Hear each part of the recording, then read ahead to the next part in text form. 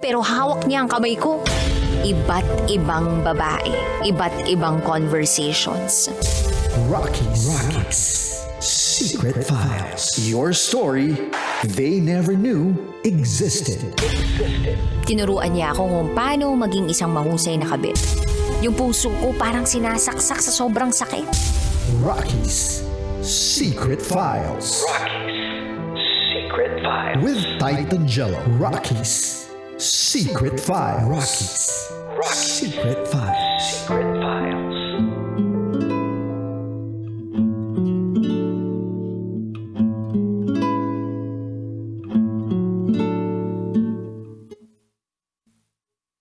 We're back again, kabisyo, sa oras natin ngayon na 10:25 PM sa buong Kapuluan. Kasama nyo pa rin po ang titindig sa mga pinaglalaban ninyo. DJ Titan Jello. Mga kabisyo, napakinggan po natin ang kabuuang istorya ni Cynthia na akala niya ay kapatid lang itong si Lisa ni Kiko. Pero parehas palang magkasagwat itong si Kiko at si Lisa para hututan at lokohin siya harap-harapan ng magpartner na ito. Paano kaya nila nasisikmura? Paano kaya nila tiniis yung mga ganung bagay na alam nila sa isa't isa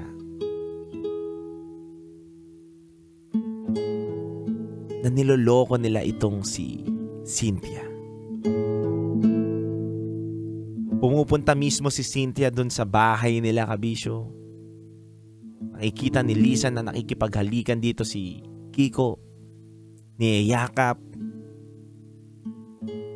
Grabe. For the sake of money.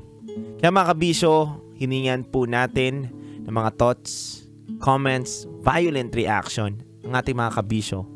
Unahin ko na po, kabisyo, ang ating bisita ngayong gabi na to. Nagmula pa sa Quezon City. Pakinggan po natin ang kanyang thoughts, comments, and violent reaction about dito sa napakinggan nating kwento kay Basa Princess. Hello po mga kabisyo. Magandang gabi. Ako po si Gab. 28 years old. Masasabi ko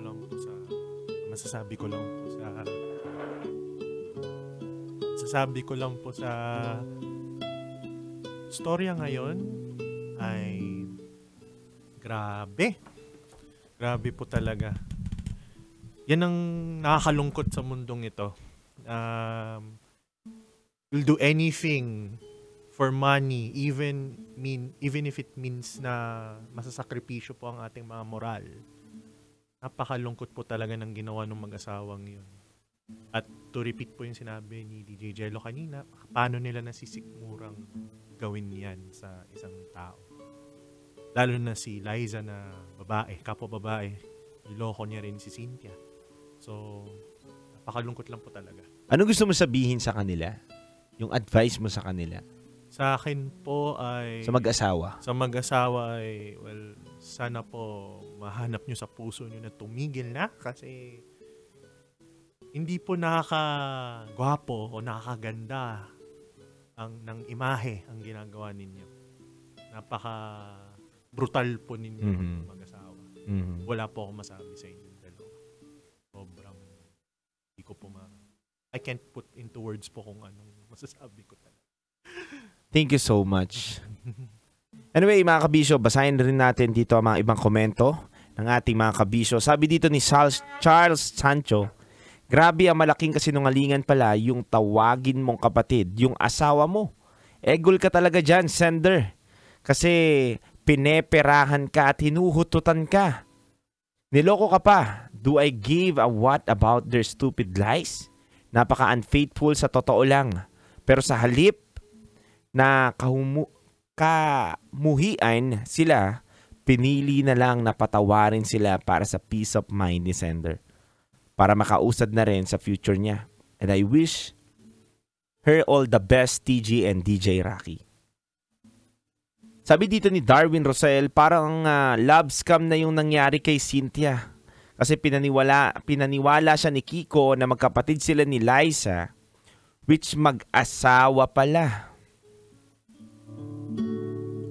Pero in the end, niloko na nga siya. Ninakawan pa ng pera, grabe, nasikmura ni Kiko at Liza ang krimeng ginawa nila kay Cynthia. Buti na lang pinatawad pa sila ni Cynthia dahil kung hindi, malamang nasa kulungan na sila ngayon. Sabagay, mali nga yun, no? Masama yun. Nalokohin mo yung kapwa mo tao. Marami pa pong komento mga kabisyo, pero kulang na po tayo sa oras. Mga kabisyo, ito lang po ay nagpapatotoo na minsan kayang baguhin ng pera ang ugali ng isang tao. Kayang sirain ang moral ng isang tao dahil lang sa pera.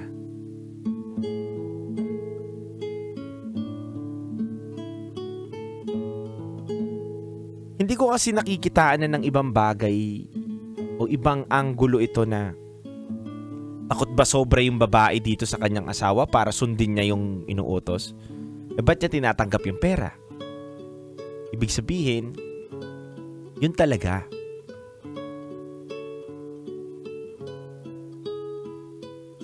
Kaya siya pumayag dahil sa pera, kabisyo. Dahil nakikinabang din siya. Kaya kabisyo, sana kung napapakinggan natin itong kwento na to, ay maging aral sa atin to na yung integrity, yung moral, ay dapat hindi basta-basta nabibili sa atin ng salapi. Hindi dapat basta-basta nabibili, hindi dapat talaga nabibili.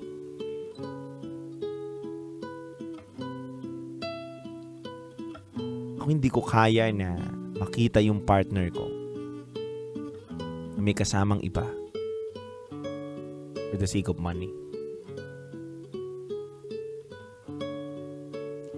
Ano yung mga kabisyo, isang nakakalungkot na kwento ang ating napakinggan, and I hope, Cynthia, na matagpuan mo yung tamang tao sa buhay mo at magmamahal sa'yo.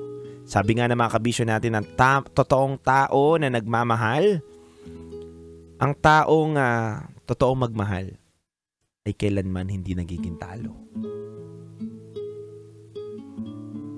Mga kabisyo, ang dugo pong awitin sa inyo.